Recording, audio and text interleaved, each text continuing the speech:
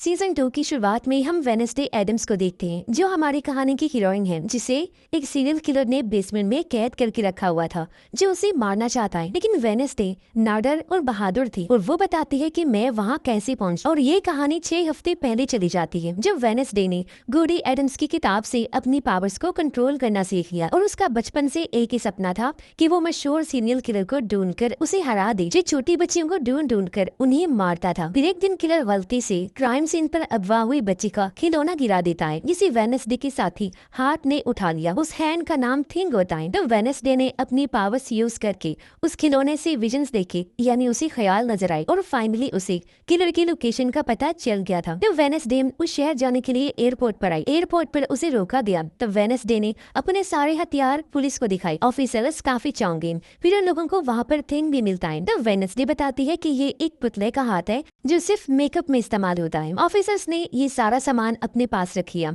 तब गुस्से में वेडनेसडे थिंग को लेकर वहाँ से चले जाती है। फिर वेडनेसडे ने किलर को उसके घर पर ढूंढ लिया और वो उसे शॉक लगाने वाली थी, लेकिन किलर ने उसे पकड़ लिया और वेडनेसडे को विजन नजर आने लगे और उसकी आंखों से काले रंग के आंसू निकलने लगते हैं, जिससे वो बेहोश हो गई। तब किलर ने उसे पकड़ लिया। कुछ देर बाद वेडनेसडे को जब होश आता है तो वो खुद को बेसमेंट में पाती है। इतनी ही देर में वहाँ किलर बे अपने चाकू लेकर आ गया। उससे कहता है, मैंने तुम्हारे लिए एक डॉल बनाई है जो बिल्कुल वेडनेसडे जैसी ही थी। और किलर हर किसी को मारने से पहले उसके जैसी गुड़िया बनाया करता था। तो वेडनेसडे कहती है, मेरा भी हाथ काफी कमाल का है। और तभी सामने छुपा थिंग किलर पर हमला करके उसे बुरी तरह पीटने लगता है। तब मौका पाकर वेडनेसडे आजाद हो चुकी थी। किंग देखता है कि वेडनेसडे के काले आंसू उसके विजन्स देखने की वजह से निकले हैं। इस पर वेडनेसडे ने किंग से कहा कि इस बारे में किसी को कुछ भी ना बताना। अब वेडनेसडे आखिर किलर से लड़कियों का बदला ले लेती है और कुछ दिन के बाद हम किलर के पकड़े जाने वाले पोस्टर्स को लगा देखते हैं। वेडनेसडे को गुडी की बुक में काले आंसू के बारे में कुछ नहीं मिला। उसकी सौतेली माँ मोर्टिशिया ने वेडनेसडे को चलने को कहा, क्योंकि उन्हें स्कूल वापस जाना था। तब वो लोग वहाँ से निकल गए। इसी बीच वेडनेसडे का भाई पग अपनी बिजली निकालने वाली पावर सीख चुका था, जिसका इस्तेमाल यहाँ उसने किया और सड़क पर काफी सारे एक्सीडेंट्स हो जाते हैं। जंगल में एक आदमी अपनी दोस्त के साथ था। तब एक प्राइवेट डिटेक्टिव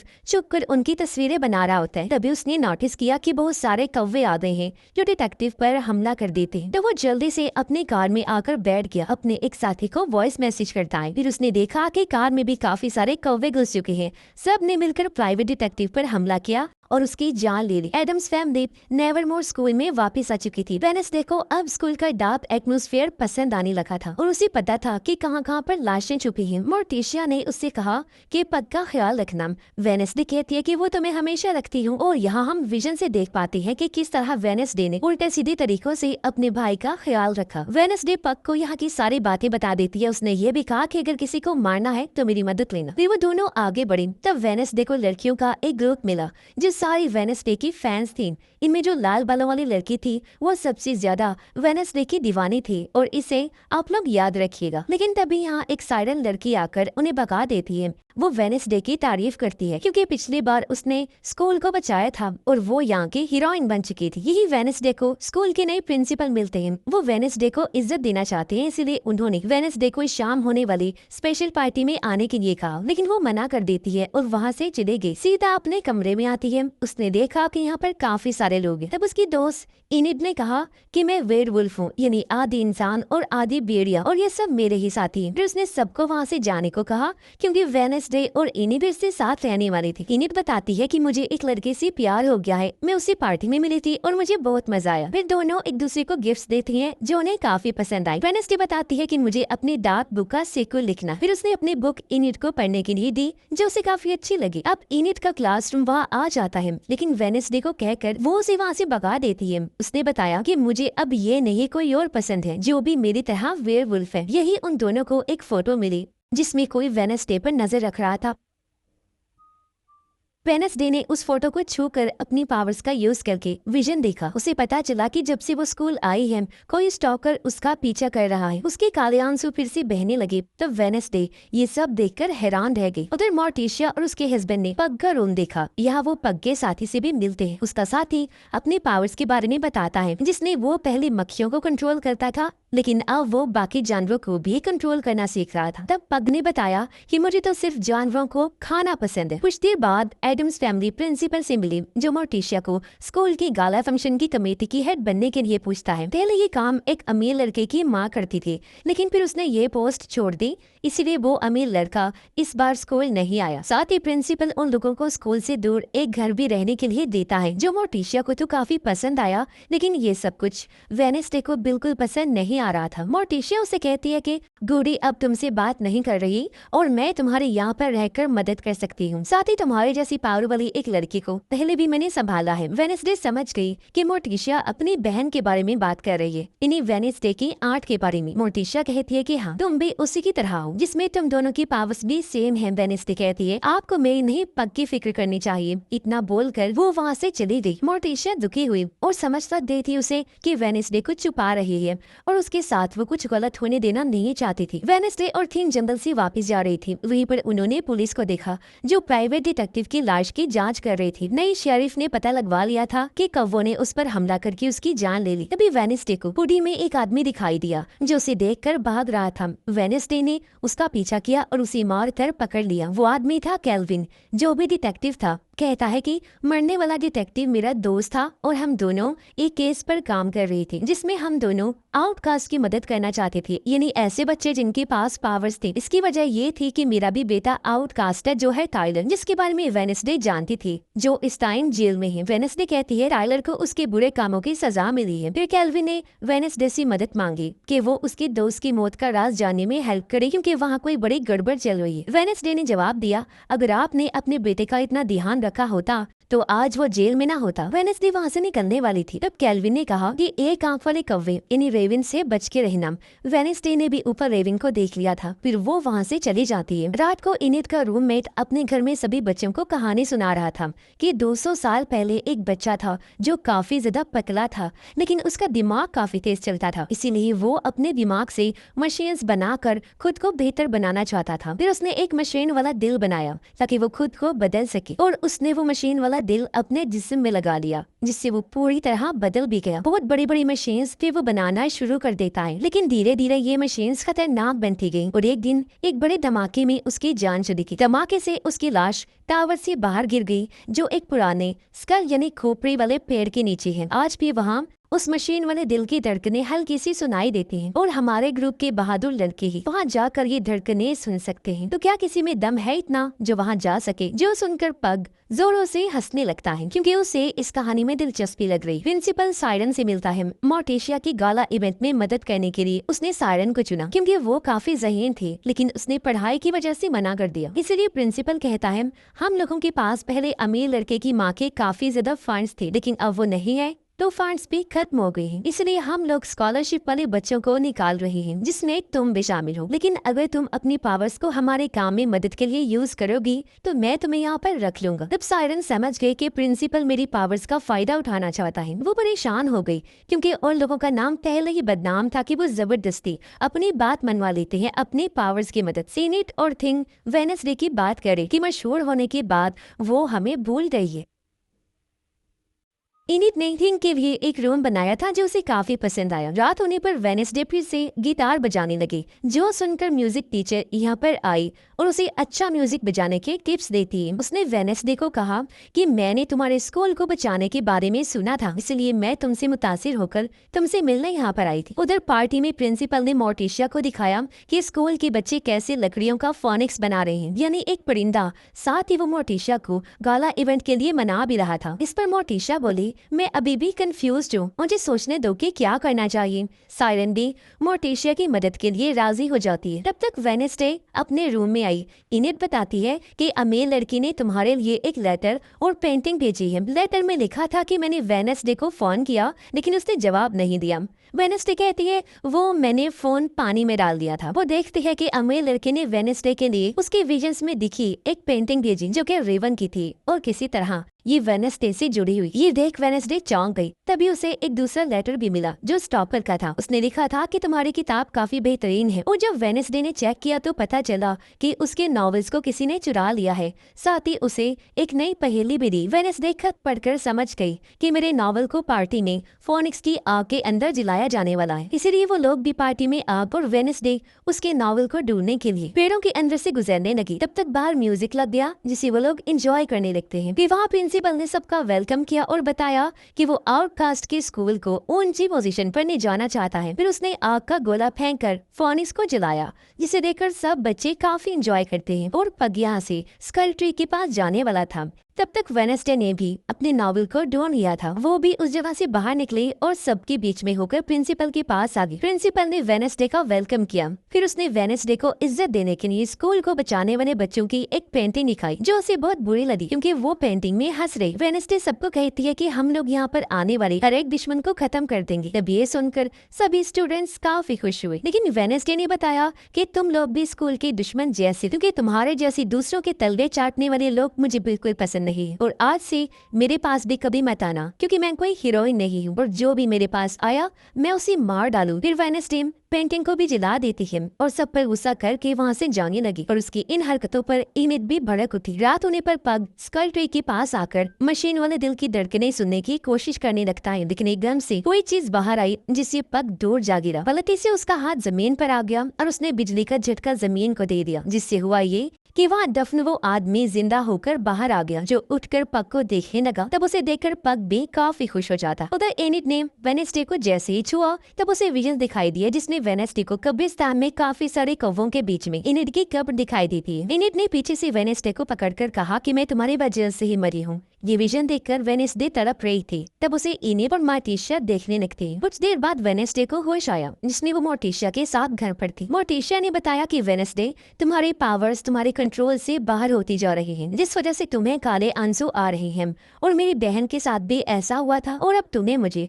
घोड़े की बुक देनी होगी क्योंकि उसकी वजह से तुम पावर्स को बढ़ा रही हूँ। वेडनेसडे कहती है कि गुड्डी ने उसकी बुक मुझे दी थी और मैं तुम्हारे आगे नहीं झुकूंगी। इतना बोलकर वो गुस्से में वहाँ से चली जाती है। वेडनेसडे वापस स्कूल जा रही थी, तब उसे 3 चीजें याद आने लगी। ये कैल्विन ने मुझे कौवों से वार्न किया था, अमीर लड़के ने पेंटिंग में भी कौवे दिखाए थे, और इनिट वाले विजन में भी कौवे थे। इसीलिए वो कैल्विन से बात करने का फैसला करती है। जैसे उसके घर पर आई तो ये देखकर उसकी होश उड़ गई कि कौवों ने कैल्विन को भी मार दिया है। फिर वेडनेसडे ने अपनी पावर से कैल्विन को छूकर विजन देखने की कोशिश, लेकिन वो विजल्स नहीं देख पा रही थी। तब यहाँ पर शेरिफ आदि और वेडनेसडे को पकड़ लेती है। उसे पुलिस स्टेशन ले जाकर पूछताछ की। वेडनेसडे कहती है कि मुझे इस बारे में कुछ नहीं पता, और टाइलर ने शायद अपने डैड कैल्विन को मारा होगा क्योंकि वो उनसे नफरत करता था। तब शेरिफ कहती है कि यहाँ की काफी खुफिया जेल में टाइलर को रखा हुआ है और वो ऐसे भाग नहीं सकता। इतनी ही देर में यहाँ मोर्टिशिया का हस्बैंड वेडनेसडे को बचाकर अपने साथ ले जाता है। अगले दिन पग अपने साथी के बी हाउस में उस जिंदा हुए आदमी को रद्द देता है, जो एक ज़ॉम्बी था। उसके मशीन वाले दिल की बात भी सच थी, जिसे पग कंट्रोल करने की कोशिश कर रहा था। ये दोनों इसे यहाँ रखने के लिए राजी हो गई। उसे खाना खिलाते हैं और जब वो उल्टी सीधी हरकतें करता है तो ये खुश होते हैं। वेडनेसडे अपनी पावर्स यूज ना कर पाने से परेशान थी, और उसने थिंग को बताया कि मैंने इनिट को विजन ने मरते हुए देखा, और अगर इनिट को ये पता चलता है तो वो डर जाए। फिर दोनों कमरे में आई, तब उन्हें इनिट की लाश मिली, और वेडनेसडे इसे देखकर काफी दंग रह जाती है। उसे दुख भी हो रहा था, लेकिन अगले ही पल पता चला कि इनिट ने प्रैंक डे होने की वजह से वेडनेसडे के साथ मजाक किया था। तब वेडनेसडे ये देखकर खुश हुई कि इनिट जिंदा है। वेडनेसडे ने देखा कि किसी ने कैल्विन की आंखें वहाँ पर छोड़ी हुई, लेकिन वो अपने विजन से अभी भी इसे देख नहीं पा रही थी, और शायद ये काम भी उसके स्टॉकर का था, जो कि किलर है। वेडनेसडे इनिट को कैल्विन के मरने के बारे में बताती है। ये सुनकर इनिट काफी डर गई, क्योंकि जहाँ भी वेडनेसडे जाती थी वहाँ लोग मरने लगते। तो वेडनेसडे ने उसे दूसरे रूम में शिफ्ट होने के लिए कहा, लेकिन इनिट कहती है कि मेरे पास वेयरवुल्फ के पावर्स हैं, मुझे कोई खतरा नहीं। तब तक स्कूल के सभी बच्चे एक दूसरे पर प्रैंक कर रही थी। इनिट का रूममेट इनिट को किसी और लड़के के साथ देखकर काफी दुखी हो गया। तब यहाँ प्रिंसिपल के साथ प्रोफेसर भी आते, जिनका सिर्फ सर था, और इस तरह बच्चों का प्रैंक करना उन्हें बिल्कुल पसंद नहीं आ रहा था। तभी दोनों को वेडनेसडे आकर मिलती है। प्रिंसिपल ने कहा कि तुम्हारे पेंटिंग को जलाने की वजह से सब लोग काफी खुश थे, क्योंकि आउटकास्ट को असूल तोड़ना काफी पसंद होता है। वेडनेसडे पूछती है, क्या हमारा कोई स्टूडेंट ऐसा है जो परिंदों को कंट्रोल कर सकता हो? तो प्रोफेसर कहता है कि यहाँ सालों से कोई ऐसा स्टूडेंट नहीं आया जो बर्ड्स को कंट्रोल कर सकता हो। उधर वो ज़ॉम्बी जिसे वो चेन से बांध कर गए थे, उसने जंजीर तोड़कर खुद को आजाद कर लिया था। थिंग के पास मोर्टिशिया आकर उसे घोड़े की बुक मांगती है, लेकिन थिंग ने देने से मना कर दिया, क्योंकि वो लोग उसे नौकर की तरह ट्रीट करती थी। मोर्टिशिया ने कहा कि तुम फैमिली का हिस्सा हो। तब थिंग ने उसे याद दिलाया कि तुम लोग बार बार मुझे काम करने के ऑर्डर देते हो, मैं तुम्हारा कोई नौकर नहीं हूँ। और गुस्से में थिंग अपने रूम में चला गया। वेडनेसडे जब ड्राइविंग सीखने गई तो गाड़ी को तेज भगाकर वो आउटकास्ट की जेल में आ जाती है। वेडनेसडे अंदर गई और वहाँ की मैनेजर जूडी से मिलती है। यहाँ वेडनेसडे टाइलर से मिलने आई। जूडी ने बताया कि टाइलर को यहाँ एक डॉक्टर हैंडल करती है। वेडनेसडे उस डॉक्टर से मिली जिसने बताया कि मैंने टाइलर की मास्टर को उस जगह से अलग रखा है ताकि उनका रिश्ता कमजोर हो जाए। वेडनेसडे फिर टाइलर से मिली और उन्हें कैमरा के जरिए डॉक्टर देख रही। वेडनेसडे कहती है कि तुम्हें तो वैल्यूज ने काफी जल्दी हरा दिया था। टाइलर कहता है कि तुम्हें मेरे अंदर के जानवर से प्यार हो गया था और तुम बिल्कुल भी स्मार्ट नहीं। वो गुस्से में आ रहा। तब गार्ड ने शॉक देकर टाइलर को शांत किया। तो वेडनेसडे ने बताया कि तुम्हारे डैड और उनके दोस्त को किसी ने मार दिया है। क्या तुम्हें इस बारे में कुछ पता है? टाइलर कहता है कि नहीं, और मैं जेल में से तो ये कर नहीं सकता, लेकिन जो भी है वो तुम्हें भी तड़पा तड़पा कर जब मारेगा तो मजा आएगा। और अगर किसी दिन मैं आजाद हुआ तो सबसे पहले एनिड को मार दूंगा, क्योंकि उसकी वजह से मैं यहाँ फंसा हुआ हूँ। मैं भी वेयरवुल्फ हूँ और ये जगह खतरनाक वेयरवुल्व्स के लिए है। वेडनेसडे कहती है कि तुम तो डरपोक हो, तुम्हें ऐसी जेल में देखकर मजा आ रहा है और तुम्हारे अंदर की हाइट को, मॉन्स्टर को तुम्हारे मास्टर ने इसीलिए कंट्रोल किया था क्योंकि तुम किसी काम के नहीं हो। ये सुनकर टाइलर भड़क कर हाइड बनने लगा, लेकिन गार्ड ने उसे काफी बड़ा झटका देकर शांत करवा दिया। इन्हें अपने दोस्त और थिंग के साथ एक जगह पर आई क्योंकि आज थिंग का बर्थडे था। तभी किसी ने थिंग को कैद करके उन दोनों को बेहोश करके अगवा कर लिया। इसी दौरान सायरन आकर प्रिंसिपल से मिली। तो प्रिंसिपल ने कहा कि तुम्हें अब मोर्टिशिया को जाकर कहना होगा कि वो अपनी माँ को कहे कि उसे फंड देने के लिए आना है, क्योंकि मोर्टिशिया की माँ बहुत अमीर औरत। तब सायरन को ये बात गलत लगी और उसने ये काम करने से मना कर दिया। साथ ही उसने अपनी पावर से प्रिंसिपल को ऑर्डर दिया कि आज के बाद तुम मुझे कोई हुक्म नहीं दोगे, लेकिन उस पर सायरन का असर नहीं हुआ। वो कहता है मेरे पास एक खास चीज है जिससे मेरे ऊपर सायरन का जादू असर नहीं करता और अब तुम्हें कैसे भी करके मोर्टिशिया पर अपना जादू करना होगा। दिखने में ही घर वेडनेसडे आ जाती है। उसने सबसे पहले थिंग को चुराया जो उसे एनिड के अगवा होने के बारे में बताता। तभी फोन बजता है और वेडनेसडे को स्टॉकर ने 30 मिनट का टाइम दिया था जिसमें एनिड मर भी सकती, साथ ही एक लेटर भी भेजा। तो वेडनेसडे उसे पढ़कर क्लू समझने की कोशिश करती है। उधर एनिड और उसका दोस्त बंधे हुए थे। उन्होंने देखा कि ऊपर काफी सारी तलवारें और चाकू रखे हुए थे जो उन पर आकर गिर सकते थे। तब तक वेडनेसडे ने यहाँ आकर एक पहिए को सुलझाया और जैसे म्यूजिक बजाना शुरू किया एक खुफिया रास्ता खुल जाता है। तो वेडनेसडे उस खुफिया रास्ते से आगे बढ़ी और उसने एक मास्क के अंदर स्टॉकर देखा जो काफी डरावना था। फिर वहाँ से वेडनेसडे एक लिफ्ट से ब्लैक टावर की तरफ जाने लगा। तभी वहाँ पर वेडनेसडे आ गई और उसने दोनों को देखा। फिर थिंक उन्हें आजाद करने लगा, लेकिन वहाँ की जाल में फंसकर वो खुद बेकैद हो जाता। नीचे से मशीन शुरू हो गई थी जिसने वो चाकू एनिड और उसके दोस्त की तरफ आने लगी। तो वेडनेसडे नीचे आई और मशीन के पास वाली पहेली को पढ़ा। वहाँ काफी सारी बुक्स थी और कौन सी बुक नहीं थी ये उसे पता करना। तो वेडनेसडे समझ गई कि वो बुक इनविजिबल है, यानी कि वो है तो लेकिन गायब है। वेडनेसडे ने उस बुक का नाम लिखा और मशीन रुक गई और वो दोनों बाल बाल बचते हैं। अब वेडनेसडे ऊपर गई, उसने थिन को आजाद किया और स्टॉकर उसके सामने आया जो और कोई नहीं बल्कि वेडनेसडे की सबसे बड़ी फैन वो लाल बालों वाली लड़की थी जो दरअसल वेडनेसडे की साथी थी और उसके पास इनविजिबल होने की पावर थी। साथ ही उसने वेडनेसडे को इम्प्रेस करने के लिए ये पूरा प्रैंक किया ताकि वो साबित कर सके कि वो भी वेडनेसडे की ही तरह कितनी बड़ी पागल है। वेडनेसडे उससे पूछती है कि तुमने कैल्विन को क्यों मारा? तो वो कहती है कि मैंने उसे नहीं मारा, लेकिन मैं तुम्हारे पीछे गई थी और मुझे कैल्विन का फोन मिल चुका है जो तुम रख सकती हो। वो कहती है मैं भी आपके साथ शामिल होकर मदद करना चाहती हूँ, जिसके लिए वेडनेसडे मान जाती है। दूसरी तरफ सायरन मोर्टिशिया के घर पर उससे मिलती है और सायरन ने मोर्टिशिया पर अपनी पावर यूज करके उसकी माँ को गाला फंक्शन में डोनेशन देने के लिए मनाने का काम किया। तब मोर्टिशिया मान गई, लेकिन सायरन को ये चीज बिल्कुल पसंद नहीं। वेडनेसडे और थिंग देखते हैं कि घोड़े की बुक वहाँ से गायब। वेडनेसडे को थिंग ने बताया कि वो मोर्टिशिया लेकर गई होगी। ड्राइविंग टीचर जब घर जाए थे तो पक्का ज़ॉम्बी जो आजाद हो चुका था वो हमला करके उन्हें खा जाता है। एडम्स फैमिली थिंग का काफी ज्यादा ख्याल रख रही थी ताकि वो खुश हो सके, लेकिन मोर्टिशिया वेडनेसडे के लिए परेशान थी। साथ ही उसने अपनी माँ को भी फोन किया था क्योंकि वो समझ गई थी कि प्रिंसिपल ने मुझे हेड मेरी माँ से फंड लेने के लिए बनाया, लेकिन मोर्टिशिया की अपनी माँ से बिल्कुल भी नहीं बनती क्योंकि उसकी माँ ने मोर्टिशिया को बचपन में काफी परेशान किया था। वेडनेसडे मोर्टिशिया के रूम में घोड़े की बुक चुराने गई, लेकिन वो उसे पकड़ लेती है। वेडनेसडे इस चीज से भड़क उठी और उसने अपने विजन्स में एनिट के मरने के बारे में बताया, जिसमें वहाँ पर भी कौवे थे और एक आंख वाला रेवन भी उसके पीछे आता रहता है, जिसमें केल्विन और उसके साथी को भी उसने ही मारा है। इसके पीछे कोई बड़ा राज होगा और मैं कातिल को पकड़ना चाहती। तब मोर्टिशिया कहती है कि हमारे विजन्स झूठे भी साबित होते हैं। तब वेडनेसडे कहती है कि मेरे साथ तो कभी ऐसा नहीं हुआ। मोर्टिशिया कहती है कि तुमने सीरियल किलर को पकड़ा, तुमने अपने पावर्स को हद से ज्यादा यूज किया, जिसमें तुम अपने पावर्स को कंट्रोल नहीं कर पा रही हो, और बुक से तुमने शॉर्टकट वाले गलत तरीकों से इसे इस्तेमाल किया जो कि ठीक नहीं है। और मेरी बहन के साथ भी ऐसा ही हुआ था, इसलिए मैं ये तुम्हारे साथ नहीं होने दूंगी। तो वेडनेसडे गुस्से में वहाँ से निकल जाती। अगले दिन एनिट स्कूल के कैंप फायर की तैयारी कर रही थी, लेकिन वेडनेसडे को कैंप फायर में नहीं जाना था। पग और उसका साथी देखते हैं कि उस ज़ॉम्बी का सर फिर से ठीक हो रहा है। केल्विन की लाश को जब दफनाया जा रहा था तो वेडनेसडे समेत वहाँ सब आए हुए थे। वेडनेसडे ने डॉक्टर से परिंदों को कंट्रोल करने वाले के बारे में पूछा और कहा कि वो कातिल हो सकता है, इसलिए डॉक्टर उसकी मदद करने के लिए राजी हो जाती। सायरन चालाकी से अपनी माँ को होटल के रूम में लेकर आई, क्योंकि उसकी माँ अकेली हो गई थी, उसकी पावर्स चली गई थी और उनके हस्बैंड ने भी छोड़ दिया था। अपनी माँ की वजह से सायरन काफी दुखी होती है। वो अपनी माँ को इधर ही चुपने का कहकर वहाँ से चली जाती है। वेडनेसडे ने अपने साथी की मदद से रूप बदलकर केल्विन जैसा बनाया और उसके मोबाइल को ऑन किया। इसके साथ ही उसने रूम का बाकी सामान भी मंगवाया, जिसे वेडनेसडे को काफी अच्छा लगा।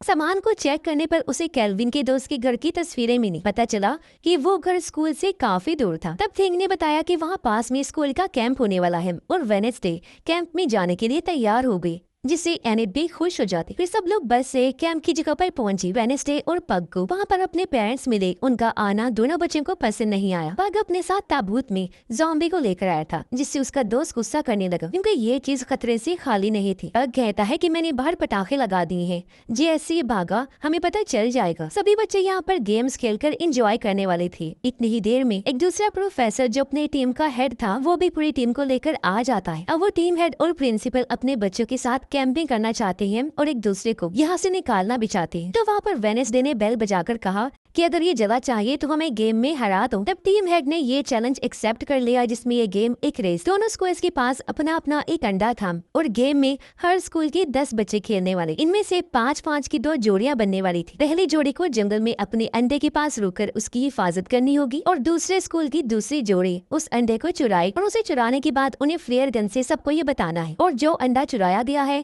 उसे कैंप में वापस लाकर टावर पर रखना होगा, जिससे वो जीत जाएंगे। तब सभी बच्चे इसके लिए तैयार हो जाते हैं। टीम हेड अपने बच्चों को समझाता है कि हमारे पास सुपर पावर्स नहीं है, इसलिए मैंने तुम लोगों के लिए काफी सारे हथियार रखे हैं जो तुम यूज करके जीत सकते हो। नॉर्मल्स जो कि आम इंसान है जिनके पास सुपर पावर्स नहीं है, इन्हीं दूसरी टीम उनमें से एक ने एरो छोड़ा, जिससे एनिट के रूममेट के टोपी गिर गई। उसके सर से बहुत सारे सांप बाहर निकले और उसका दोस्त ये देखकर पत्थर का बन गया। तब एक नॉर्मिस अंडा देकर वहाँ से भाग निकला और उन्होंने रेल गन छोड़ी और सबको बताया। वेडनेसडे ये देखकर भड़क गई और उसने एनिट को बेचा। वहाँ नॉर्मिस ने धुएं वाले बॉम्ब फेंक दिए, जिससे एनिट की तबीयत खराब होने लगती है। वहीं पग के साथी ने मक्खियों को कंट्रोल करके नॉर्मिस पर हमला किया और उनकी हालत खराब कर दी। वेडनेसडे को स्मोक से कोई फर्क नहीं पड़ा और उसने जाकर अंडा ले लिया। फिर उन्होंने भी फ्लेयर छोड़कर सबको बताया। तब आउटकास्ट बच्चे काफी ज्यादा खुश हुए। वेडनेसडे अपने दोस्तों के साथ पहाड़ी के ऊपर आई। तब उसने देखा कि नॉर्मिस वाला लड़का टावर पर चढ़ रहा था। तो वेडनेसडे ने एक एरो से सीधा रस्सी टावर पर बांधी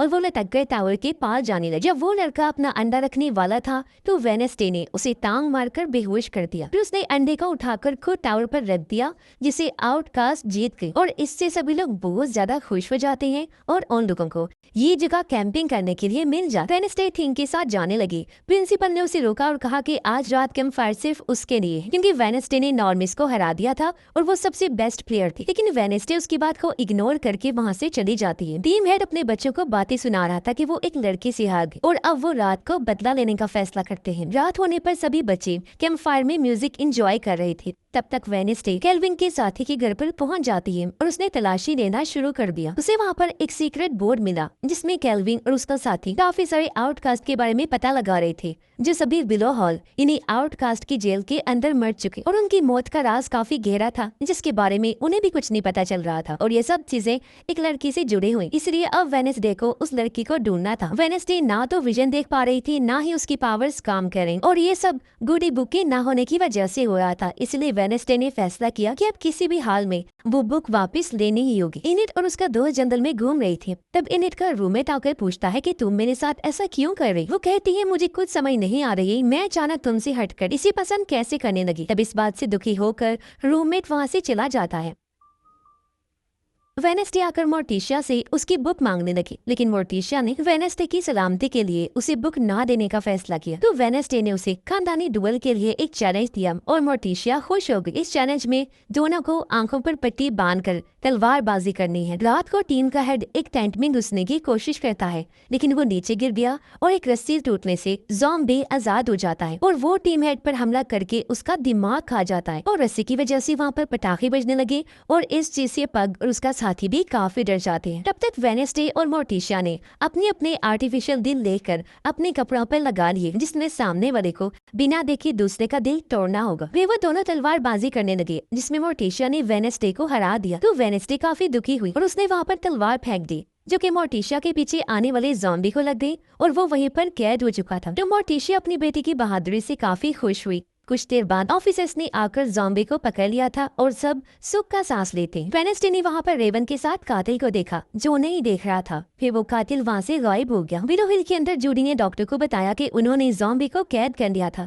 जिससे वो दोनों भी खुश हो गई। ये दोनों वहाँ नए आई कैदी को भी देखते हैं, जो यहाँ आकर काफी खुश थे और ये और कोई नहीं बल्कि टाइलर की मास्टर होती है। इसके बाद टाइलर की मास्टर और डॉक्टर बात कर रही होती है। डॉक्टर उसकी मदद से टाइलर को सुधारना चाहती, क्योंकि वो उससे ठीक नहीं हो पा रहा था। तो वो डॉक्टर की मदद करने के लिए मान जाती है और ये लोग उसके मास्टर को टाइलर के पास छोड़ देते हैं। वो फिर से उसे कंट्रोल करके शांत करने लगी। तब टाइलर, जो काफी गुस्से में था, उसने वहीं पर हाइड बनकर उसे पकड़ लिया। इस पर वो कहती है, बेटा तुम मुझसे नाराज है, मुझे पता है, लेकिन मैं तुम्हें यहाँ से निकाल लूँ। इस पर हाइड टाइलर ने उसे दूर उठाकर फेंका और उसकी मास्टर हंसने लगती। दूसरी तरफ वेनेस्डे ने कब्रिस्तान में मरने वाले बच्चों यानी कि आउटकास्ट की हड्डियों को निकाला, जहाँ तभी उसकी नानी आकर उससे मिली और वेनेस्डे काफी खुश हो जाती। तब रेवन उन्हें ऊपर से देख रहा था। वेनेस्डे ने नानी को कहा कि कैल्विन के मरने का राज मैं सबके सामने लाके रहूं। दोनों मिलकर उन हड्डियों को चेक करती हैं। उन्हें पता चला कि सारी हड्डियां ही जानवरों की हैं, उसके अंदर इंसान से जुड़ी कोई चीज नहीं। तभी रेवन मरे हुए लोगों का पेपर उठाकर वहाँ से भागा। वेनेस्डे ने भी पीछा किया और देखा कि रेवन के साथ वो कातिल भी भाग रहा है। तो वेनेस्डे वापिस आकर नानी को कहती है कि आप ही कब्रिस्तान खरीद ले और यहाँ किसने गड़बड़ की है ये पता लगाए। और अगर आपने ये जगह खरीद ली और मुझे संभालने का काम दिया तो मेरी मॉम इस चीज से काफी भड़क जाएंगी। तब उसकी नानी अपनी बेटी मोर्टिशिया को जलाने के लिए मान जाती है। वेनेस्डे अपने साथी को कहती है कि यहाँ पर ये रेवन हमेशा नजर रखता है, लेकिन फिर भी हमें सभी चीजों का पता लगाना होगा। फिर वेनेस्डे अपने अंकल से मिली, जो उसके बुलाने पर आ गए थे। उसने अंकल को विलो हॉल में जाने का काम दिया, जहां उन्हें उस लड़की को ढूंढना था जिसके लिए वो मान जाते। उधर मैनेजर होटल में हंगामा होने की वजह से पुलिस को बुला लेता है और पुलिस आकर सायरन की मां को पकड़ लेती है, क्योंकि उसका होटल में कोई रिकॉर्ड मौजूद नहीं था। उन्होंने अंकल को भी पकड़ लिया, जिन्होंने पूरा रूम तबाह कर दिया था, साथ ही माजी में चोरी भी की। वेनेस्डे आकर मोर्टिशिया से मिली और उससे अपनी आर्ट के बारे में पूछती है। तब मोर्टिशिया ने कहा कि सालों पहले मेरी बहन तुम्हारी आर्ट स्कूल के बाहर चिल्ला रही थी और उसने अपने पावर्स काफी ज्यादा यूज कर ली थी, जिस वजह से उसके भी काले आंसू बह रहे थे और उसे आउटकास्ट की जेल में भेज दिया गया। तभी वहाँ पर नानी भी आ गई, जिसे देखकर मोर्टिशिया काफी चौंक गई और अब वो वेनेस्डे को अपनी बेटी के सामने कब्रिस्तान गिफ्ट में दे देती है, जिससे वेनेस्डे काफी खुश हो गई। मोर्टिशिया ने वेनेस्डे को बाहर भेजा और अपनी माँ से कहती है, मॉम तुम हम दोनों के बीच में आ रही। तब उसकी मॉम कहती है कि तुम दोनों के बीच में पहले से ही काफी दरार है, जिसमें वेनेस्डे काफी काबिल है और तुम उसके रास्ते में रुकावट हो, उसे उसका रास्ता खुद बनाने दो। फिर कहती हैं कि तुम्हें यह डोनेशन देने के लिए ही कहा गया होगा, क्योंकि स्कूल वालों को वो मुझसे चाहिए और मैं डोनेशन दे तो दूंगी, लेकिन बदले में तुम्हें वेनेस्डे को गुड की बुक वापस करनी होगी। मोर्टिशिया फौरन ही उस किताब को जला देती है। तब उसकी मॉम गुस्सा होकर वहाँ से चली जाती है। स्कूल में किलर ने वेनेस्डे को छुप कर देखना शुरू किया, जिसमें वेनेस्डे को उसके साथी एक बुरे आदमी के बारे में बताती है, जिसका भी ताल्लुक इन सब चीजों से हो सकता है। इनिट वेनेस्डे पर गुस्सा करने लगी कि तुम अब मुझे दोस्त नहीं समझती, अपने साथी के साथ ज्यादा टाइम स्पेंड करती है, मुझे टाइम नहीं दे। तो वेनेस्डे कहती है कि तुम भी तो पहले मुझसे दूर ही रहना चाहती थी ना। तभी यहाँ पर बहुत सारे कौवे आकर हमला कर देते हैं, जिससे वहाँ अफरा तफरी मच गई और वेनेस्डे इरिट को बचाने में लग जाती है। और यहीं पर प्रिंसिपल भी अपनी पावर से कौवा को भगा रहा था। तभी कौवा किंग को लेकर उड़ गया और प्रिंसिपल ने आग का गोला छोड़ा, जिससे वो दोनों अलग हो गए। नीचे गिर रहा था तब इनिड ने उसे गिरने से पहले ही बचा लिया। वेनेसडे ने किलर को देख लिया था, तब वो उसे पकड़ने पीछे गई। किलर स्कूल के खुफिया रास्तों से भाग रही थी और अचानक से वो गायब हो जाती है। उधर ऑफिसर्स सायरन की माँ से बात कर रहे थे, तभी वहाँ पर सायरन आ गए। इसी ऑफिसर्स जानते थे। सायरन दोनों ऑफिसर्स को ये केस बंद करने और उसकी माँ को छोड़ने के लिए कहती है। उसकी पावर्स की वजह से वो मान भी जाती है। मोर्टिशिया वेनेसडे को कहती है कि ये कौवे बार बार हमला कर रही हैं और तुम्हें अब रुकना होगा, वरना तुम सब कुछ बर्बाद कर दोगी। जेल में थिंक आकर अंकल से मिला और उसे बुरे आदमी के बारे में बताता है, क्योंकि हो सकता है वो लड़की के बारे में जानता हो जिसे अंकल यहाँ ढूंढने आए थे। तब अंकल ने इस बारे में गार्ड से पूछा। गार्ड उसे बुरे आदमी के पास लेकर गया जो वहाँ पर कैद था और उसके दिमाग की हालत ठीक नहीं और वो एक नॉर्मी इंसान था जो पहले यहाँ पर पढ़ाया करता था। अंकल उसे लड़की के बारे में पूछते हैं जिस पर बुरे आदमी का तोता उसका मजाक बनाता है और अंकल उसे जोर का बिजली का झटका लगाती है। वेनेसडे प्रोफेसर से फिर परिंदों को कंट्रोल करने वाले के बारे में यानी किलर के बारे में पूछती है जो उसे मारना चाहती है, जो शायद बुरे आदमी से जुड़ा हो सकता है। प्रोफेसर कहता है कि वो बुरा आदमी एक नॉर्मी है, उसकी बेटी एक आउटपोस्ट थी जिसका नाम मुझे नहीं पता। अब बहाने से बुरे आदमी ने उस लड़की का नाम लेकर अंकल को एक खुफिया कमरा दिखाया जिससे अंकल समझ गए कि उसके अंदर शायद वो लड़की होगी।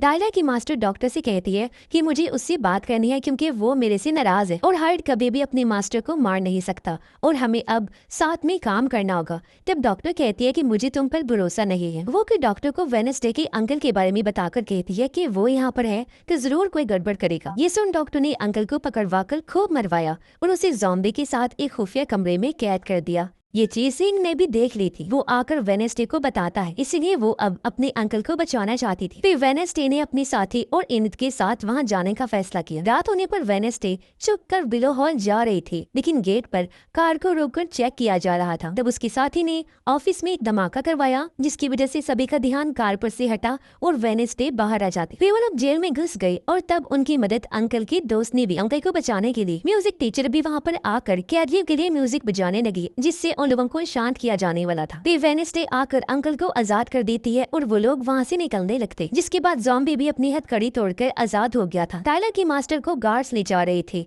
तो वहाँ पर ज़ॉम्बी आकर गार्ड्स को मार देता है। उसकी मास्टर जब वहाँ से भागने लगी तो उसे वेनेसडे मिल जाती है। सायरन बजा। तब डॉक्टर ने सभी कैदियों को निकालना शुरू किया और वो बुरे आदमी को लेकर ऑफिस में आ गई थी। वेनेसडे और अंकल ने आकर एक स्टोर रूम खोल दिया जिसके अंदर कोई काम का सामान नहीं था, लेकिन वहाँ पर वेनेसडे ने एक खुफिया रास्ते को ढूंढ दिया और उन्हें पता चला कि जिसे वो ढूंढ रहे हैं वो कोई लड़की नहीं बल्कि एक खुफिया प्रोजेक्ट है जो आउटकास्ट के ऊपर रिसर्च के बारे में है। फिर वो दोनों उस प्रोजेक्ट के लिए नीचे बेसमेंट में आए। तब उन्हें वहाँ पर काफी सारी जेल्स मिली और वहाँ पर एक टेक्नोलॉजी से मशीन को बनाया गया था जिसमें वहाँ आउटकास्ट को रखकर उन पर एक्सपेरिमेंट किए जाते थे और उन्हें मरा हुआ साबित करके उन्हें नीचे रखकर काफी ज्यादा तड़पाया जाता था। कैल्विन नहीं चाहता था कि उसके बेटे टाइलर के साथ भी कुछ ऐसा हो, इसलिए वो आउटकास्ट पर रिसर्च कर रहा था। यहाँ वेनेसडे को एक लड़की भी मिली जो काफी डरी हुई थी और तब भी यहाँ रेवन के साथ किलर भी आ जाती है। वेनेसडे ने अब उसे पहचान लिया था जो और कोई नहीं बल्कि जूडी थी, यानी जेल की मैनेजर जो बुरे आदमी की बेटी होती है और वो ही अपने डैड के बाद आउटकास्ट पर एक्सपेरिमेंट करती। अपने डैड की वजह से उसे स्कूल की खुफिया रास्तों के बारे में भी पता था। फिर जूडी बताती है कि मेरे डैड नॉर्मिस थी, फिर भी वो उस स्कूल में पढ़ाने गई ताकि वो आउटकास्ट को समझ सकें क्योंकि उन्हें खुद के लिए सुपर पावर्स चाहिए थी। इसी वजह से उन्होंने आउटकास्ट पर एक्सपेरिमेंट शुरू किया, लेकिन वो कभी भी खुद के लिए पावर्स नहीं ले पाए क्योंकि उनकी उम्र काफी ज्यादा हो चुकी थी और इसी वजह से उन्होंने मुझे पावर दिलवाई जिसमें मैं पंछियों को कंट्रोल कर सकती हूँ। ये सुनकर वेनेसडे और अंकल को काफी बुरा लगा कि उसके डैड और इसने अपने ही स्कूल के बच्चों पर एक्सपेरिमेंट करके उनको शिकार बनाया, लेकिन यहाँ पर जूडी अपनी पावर से खुश थी और तब अंकल ने जूडी पर काफी बड़े बिजली के झटके से वार किया जिसकी वजह से वहाँ की पूरी लाइट ही चली जाती है और तब बाहर इनिड और वेनेसडे के साथ ही काफी डर जाती है। तब तक सभी कैदी आजाद होने लगे। बेसमेंट के कैदी ने जूडी को पकड़ने की कोशिश की लेकिन जूडी वहाँ से भाग गई। वेनेसडे वहाँ पर डरी हुई लड़की को बाहर निकालती है। ऑफिसर्स ज़ॉम्बी को शूट कर रहे थे लेकिन उस पर कोई भी असर नहीं हो रहा था। मास्टर जल्दी से भागकर टाइलर के पास गई। वो कहती है मैं तुम्हें यहाँ से निकालूंगी। उसने टाइलर की जंजीरों को तोड़ दिया तब टाइलर कहता है तुम्हारी वजह से मैं यहाँ पर फंसा था, अब तुम मेरी मास्टर नहीं हो। तब वो कहती है हम दोनों की दुश्मनी वेडनेसडे से है और वो यहीं पर है तो हम उसे मार सकते हैं। टाइलर कहता है उसे तो मैं देख लूंगा, लेकिन पहले मैं तुम्हें मारना चाहता हूँ। ये सुन उसकी मास्टर वहाँ से भाग गई और टाइलर वहाँ हाइड में बदलना शुरू हो जाता है, जिसमें अब वो पहले से भी काफी बड़ा और पावरफुल बन चुका था। पीछे से आकर उसने अपने मास्टर पर अटैक करके उसकी जान ले ली। अंकल ने अपने दोस्त और बाकी कैदियों को बचा लिया था और अब वो सब वहाँ से निकल गए थे। ऑफिस में डॉक्टर के पास ज़ॉम्बी आकर उसे भी मार देता है। वो बुरे आदमी को कहता है कि इतने सारे लोगों की बॉडीज को खाने के बाद मेरा जिस्म ठीक हो रहा है, जो कहने के बाद वो बुरे आदमी को भी मार देता है। तब तक वेडनेसडे के सामने हाइड आ गया तो उसने लड़की को भगा दिया और हाइड आगे बढ़ा तो वेडनेसडे वहाँ पर खड़ी थी, जिसमें हाइड उसे देख रहा था बिल्कुल करीब आकर, लेकिन वेडनेसडे को उसे डर नहीं लग रहा था। मगर कुछ ही देर बाद वेडनेसडे उड़ती हुई बाहर आई। वो जख्मी हो गई थी और झटके से नीचे गिर जाती है। तभी वहाँ ऑफिसर्स भी आ चुके थे और हाइड उनके बीच में आकर ऑफिसर्स को मारना शुरू कर देता है, जिसके बाद वो जंगल में भाग गया। तब तक थिंग ने वेडनेसडे को देखा जिसकी हालत बहुत खराब थी, लेकिन हम जानते हैं कि वो पावरफुल है और स्मार्ट भी है, तो फिर से ठीक हो जाए। इस बारे में आपको क्या लगता है जरूर बताइएगा। और इसी के साथ ही ये कहानी इधर ही खत्म हो जाती है।